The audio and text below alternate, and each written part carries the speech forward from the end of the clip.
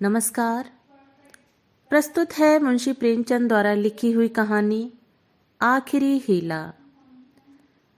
यद्यपि मेरी स्मरण शक्ति पृथ्वी के इतिहास की सारी स्मरणीय तारीखें भूल गईं, वह तारीखें जिन्हें रातों को जागकर और मस्तिष्क को खपाकर याद किया था, मगर विवाह की तिथि समतल भूमि में एक स्तंभ की भांति अटल है। न भूलता हूँ न भूल सकता हूँ। उससे पहले और पीछे की सारी घटनाएं दिल में मिट गईं, उनका निशान तक बाकी नहीं। वह सारी अनेकता एक एकता में मिश्रित हो गई है और वह मेरी विवाह की तिथि है। चाहता हूँ उसे भूल जाऊं, मगर जिस तिथि का नित्य प्रति सुमिरन किया जाता हो वह कैसे भूली जाए। नित्य प्रति सुमिरन क्यों करता हूँ, यह उस विपत्ति मारे से पूछिए जिसे भगवत भजन के सिवा जीवन के उद्धार का कोई आधार न रहा हो।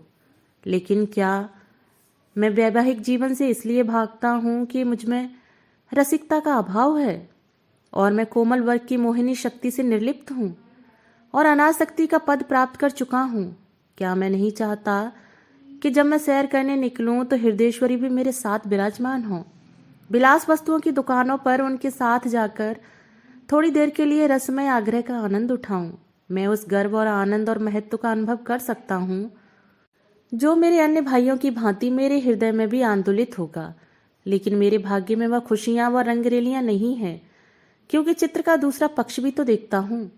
एक पक्ष जितना ही मोहक और आकर्षक है, दूसरा उतना ही हृदय विदारक और भयंकर। शाम हुई और आप बदनसीब बच्चे को गोद में लिए तेल या ईंधन की दुकान पर खड़े हैं। अंधेरा हुआ और आप आटे की पोटली बगल में दबाए गलियों में यूं कदम बढ़ाए हुए निकल जाते हैं मानो चोरी की है। सूर्य निकला और बालकों को गोद में लिए होम्योपैथ डॉक्टर की दुकान में टूटी कुर्सी पर आरूढ़ हैं। किसी खोंचे वाली की रसीली आवाज सुनकर बालक ने गगन भेदी विलाप आरंभ किया और आपके प्राण सूखे। ऐसे बापों को भी देखा है जो दफ्तर से लौटते हुए पैसे 2 पैसे की मूंगफली या रेवड़ियां लेकर लज्जास्पद शीघ्रता के साथ मुंह में रखते चले जाते हैं कि घर पहुंचते पहुंचते बालकों के आक्रमण से पहले ही यह पदार्थ समाप्त हो जाए। कितना निराशाजनक होता है यह दृश्य जब देखता हूं कि मेले में बच्चा किसी खिलौना की दुकान के सामने मचल रहा है और पिता महोदय ऋषियों की सी विद्वता के साथ उनकी क्षण भंगुरता का राग अलाप रहे हैं। चित्र का पहला रुख तो मेरे लिए एक स्वप्न है, दूसरा रुख एक भयंकर सत्य। इस सत्य के सामने मेरी सारी रसिकता अंतर्ध्यान हो जाती है। मेरी सारी मौलिकता, सारी रचनाशीलता इसी दाम्पत्य के फंदों से बचने में प्रयुक्त हुई है। जानता हूं कि जाल के नीचे जाना है, मगर जाल जितना ही रंगीन और ग्राहक है, दाना उतना ही घातक और विषैला। इस जाल में पक्षियों को तड़पते और फड़फड़ाते देखता हूँ और फिर भी जाल पर जा बैठता हूँ। लेकिन कुछ दिनों से श्रीमती जी ने अविश्रांत रूप से आग्रह करना शुरू किया है कि मुझे बुला लो। पहले जब छुट्टियों में जाता था तो मेरा केवल कहाँ चलोगी कह देना उनकी चित्त शांति के लिए काफी होता था। फिर मैंने झंझट है कहकर उन्हें तसल्ली देना शुरू की। इसके बाद गृहस्थ जीवन की असुविधाओं से डराया, किंतु अब कुछ दिनों से उनका अविश्वास बढ़ता जाता है। अब मैंने छुट्टियों में भी उनके आग्रह के भय से घर जाना बंद कर दिया है कि कहीं वह मेरे साथ न चल खड़ी हों, और नाना प्रकार के बहानों से उन्हें आशंकित करता रहता हूँ। मेरा पहला बहाना पत्र संपादकों के जीवन की कहानियों के विषय में था। कभी 12 बजे रात को सोना नसीब होता है, कभी रत जगा करना पड़ जाता है। सारे दिन गली गली ठोकरें खानी पड़ती हैं। इस पर तुर्रा यह कि हमेशा सिर पर नंगी तलवार लटकती रहती है। न जाने कब गिरफ्तार हो जाऊं, कब जमानत तलब हो जाए। खुफिया पुलिस की एक फौज हमेशा पीछे पड़ी रहती है। कभी बाजार में निकल जाता हूं तो लोग उंगलियां उठाकर कहते हैं, देखो वह जा रहा है अखबार वाला। मानो संसार में जितनी दैविक, आधि दैविक, भौतिक, आधि भौतिक बाधाएं हैं उनका उत्तरदायी मैं हूं। मानो मेरा मस्तिष्क झूठी खबरें गढ़ने का कार्यालय है। सारा दिन अफसरों की सलामी और पुलिस की खुशामद में गुजर जाता है। कांस्टेबलों को देखा और प्राण पीड़ा होने लगी। मेरी तो यह हालत है और हुक्काम है कि मेरी सूरत से कांपते हैं। एक दिन दुर्भाग्यवश एक अंग्रेज के बंगले की तरफ जा निकला। साहब ने पूछा, क्या काम करता है? मैंने गर्व के साथ कहा। पत्र का संपादक हूँ। साहब तुरंत अंदर घुस गए और कपाट मुद्रित कर लिए। फिर मैंने मेम साहब और बाबा लोगों को खिड़कियों से झांकते देखा, मानो कोई भयंकर जंतु हूँ। एक बार रेलगाड़ी में सफर कर रहा था, साथ और भी कई मित्र थे, इसलिए अपने पद का सम्मान निभाने के लिए सेकंड क्लास का टिकट लेना पड़ा। गाड़ी में बैठा तो एक साहब ने मेरे सूटकेस पर मेरा नाम और पेशा देखते ही तुरंत अपना संदूक खोला और रिवॉल्वर निकालकर मेरे सामने गोलियां भरी, जिससे मुझे मालूम हो जाए कि वह मुझसे सचेत हैं। मैंने देवी जी से अपनी आर्थिक कठिनाइयों की कभी चर्चा नहीं की, क्योंकि मैं रमणियों के सामने यह जिक्र करना अपनी मर्यादा के विरुद्ध समझता हूँ। हालांकि मैं यह चर्चा करता तो देवी जी की दया का अवश्य पात्र बन जाता। मुझे विश्वास था कि श्रीमती जी फिर यहाँ आने का नाम न लेंगी, मगर यह मेरा भ्रम था। उनके आग्रह पूर्ववत होते रहे। तब मैंने दूसरा बहाना सोचा। शहर बीमारियों के अड्डे हैं। हर एक खाने पीने की चीज में विष की शंका। दूध में विष, घी में विष, फलों में विष, शाक भाजी में विष, हवा में विष, पानी में विष। यह मनुष्य का जीवन पानी की लकीर है, जिसे आज देखो वह कल गायब। अच्छे खासे बैठे हैं, हृदय की गति बंद हो गई। घर से सैर को निकले, मोटर से टकराकर सूरपुर की राह ली। अगर कोई शाम को सांगोपांग घर आ जाए तो उसे भाग्यवान समझो। मच्छर की आवाज कान में आई कि दिल बैठा, मक्खी नजर आई और हाथ पांव फूले। चूहा बिल से निकला और जान निकल गई। जिधर देखिए यमराज की अमलदारी है। अगर मोटर और ट्राम से बचकर आ गए तब मच्छर और मक्खी के शिकार हुए।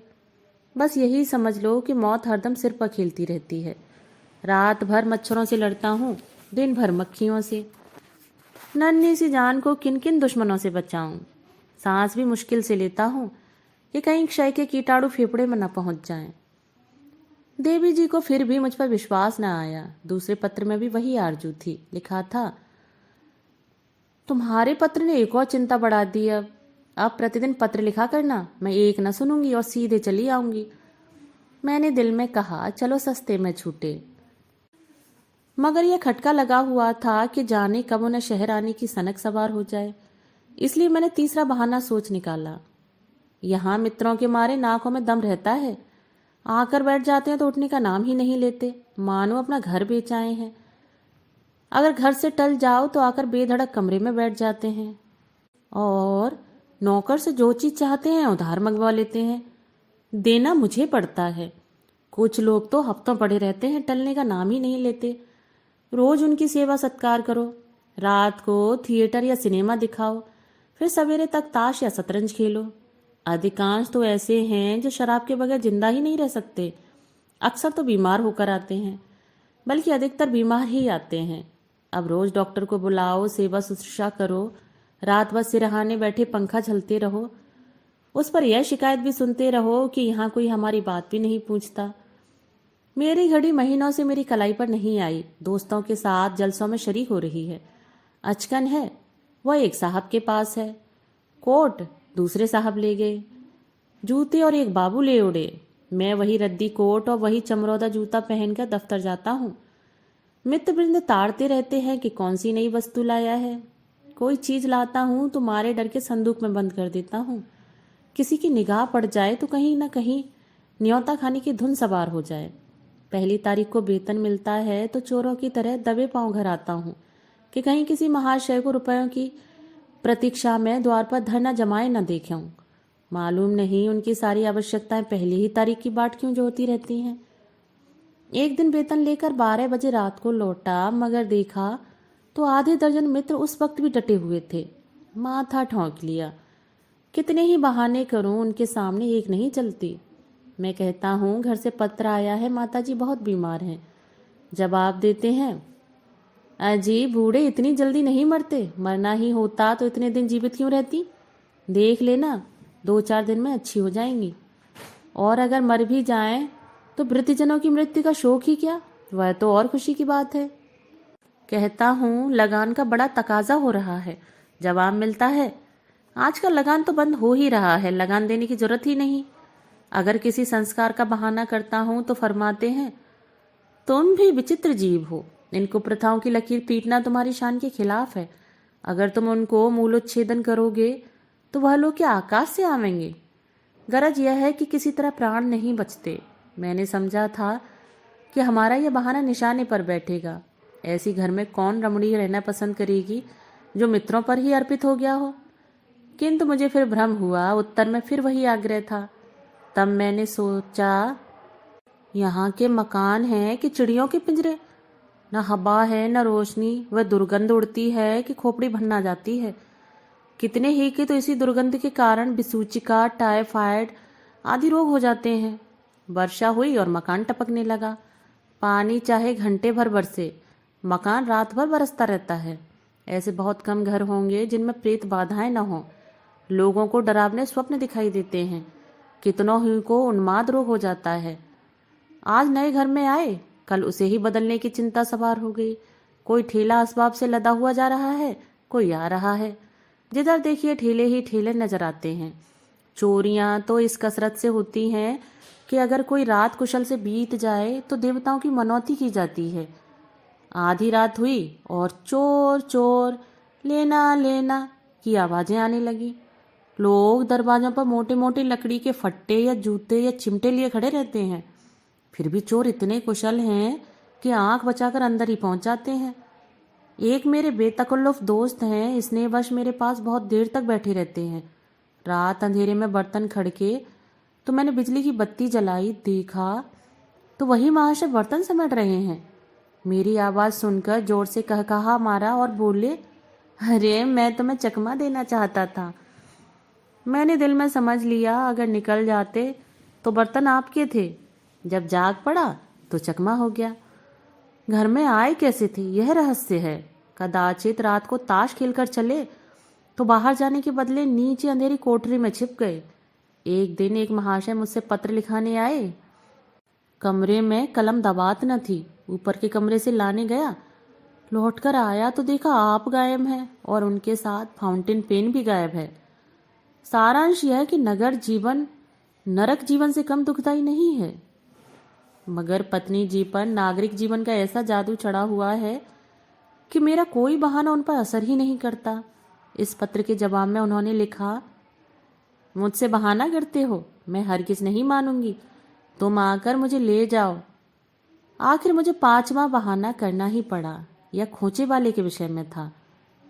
अभी बिस्तर से उठने की नौबत नहीं आई कि कानों में विचित्र आवाजें आने लगी। बाबुल के मीनार के निर्माण के साथ ऐसी निरर्थक आवाजें न आई होंगी। वह खोचे वालों की शब्द क्रीड़ा है। उचित तो यह था कि यह खोचे वाले ढोल मजीरे के साथ लोगों को अपनी चीजों की ओर आकर्षित करते, मगर इन औंधी अक्ल बालों को यह कहाँ सूझती है। ऐसे पैशाचिक स्वर निकालते हैं कि सुनने वालों के रोए खड़े हो जाते हैं। बच्चे माँ की गोद में चिमट जाते हैं। मैं भी रात को अक्सर चौंक पड़ता हूँ। एक दिन तो मेरे पड़ोस में एक दुर्घटना ही हो गई। 11 बजे थे, कोई महिला बच्चे को दूध पिलाने उठी थी। एकाएक जो किसी खोंचे वाली की भयंकर ध्वनि कानों में आई तो चीख मारकर चिल्ला उठी और फिर बेहोश हो गई। महीनों की दवा दारू के बाद अच्छी हुई और अब रात को कानों में रुई डालकर सोती है। ऐसे कृत्य नगरों में नित्य होते रहते हैं। मेरे ही मित्रों में से कई ऐसे हैं जो अपनी स्त्रियों को घर से लाए, मगर बेचारियां दूसरे ही दिन इन आवाजों से भयभीत होकर लौट गईं। श्रीमती जी ने इसके जवाब में लिखा, तुम समझते हो मैं खोंचे वाले की आवाज से डर जाऊंगी? यहाँ गीदड़ों का हौवाना है और उल्लुओं का चीखना सुनकर तो डरती नहीं। खोंचे वालों से क्या डरूंगी? अंत में मुझे एक ऐसा बहाना सूझा जिसकी सफलता का मुझे पूरा विश्वास था। यद्यपि इसमें कुछ बदनामी थी, लेकिन बदनामी से इतना नहीं डरता जितना उस विपत्ति से। फिर मैंने लिखा, शहर शरीफ जातियों के रहने की जगह नहीं। यहाँ की महरियाँ इतनी कटुभाषणी हैं कि बातों का जवाब गालियों से देती हैं, और उनके बनाव सिंगार का क्या पूछना। भले घर की स्त्रियां तो उनके ठाट बाट देखकर शर्म से पानी पानी हो जाती हैं। सिर से पांव तक सोने से लदी हुई सामने से निकल जाती हैं तो ऐसा मालूम होता है कि सुगंधी की लपट निकल गई। गृहिणियां ये ठाट कहाँ से लाएं? उन्हें तो और भी सैकड़ों चिंताएं हैं। इन महरियों को तो बनाव सिंगार के सिवा दूसरा कोई काम ही नहीं। नित्य नई सज धज, नित्य नई अदा, और चंचल तो इस गजब की हैं कि मानो अंगों में रक्त की जगह पारा भर दिया हो। उनका चमकना और मटकना और मुस्कराना देखकर गृहिणियां लज्जित हो जाती हैं और ऐसी दीदा दिलेर हैं कि जबरदस्ती घरों में घुस पड़ती हैं। जिधर देखो इनका मेला सा लगा हुआ है। इनके मारे भले आदमियों का घर में बैठना मुश्किल है। कोई खत लिखाने के बहाने से आ जाती है, कोई खत पढ़ाने के बहाने से। असली बात तो यह है कि गृह देवियों का रंग फीका करने में इन्हें आनंद आता है। इसलिए शरीफ जातियां बहुत कम शहरों में आती हैं। मालूम नहीं इस पत्र में मुझसे क्या गलती हुई कि तीसरे दिन पत्नी जी एक बूढ़े कहार के साथ मेरा पता पूछती हुई अपने तीनों बच्चों को लिए एक असाध्य रोग की भांति आ डटी।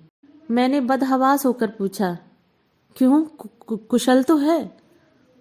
पत्नी जी ने चादर उतारते हुए कहा, घर में कोई चुड़ैल बैठी तो नहीं है?